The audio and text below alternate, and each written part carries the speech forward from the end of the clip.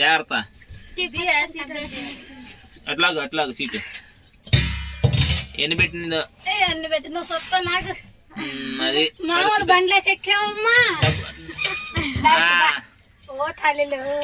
మంచిదమ్మా. అవి తీసుకోమ్మా బంగారాలు.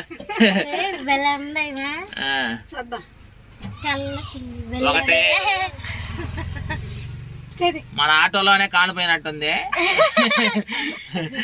చక్కగా వండుకోండి. సీటు పెట్టి 2 3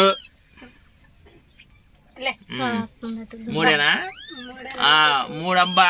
ఈ మొగ ఆడేది లేదు కానీ 3 సింహాలు. అదే ఇప్పుడు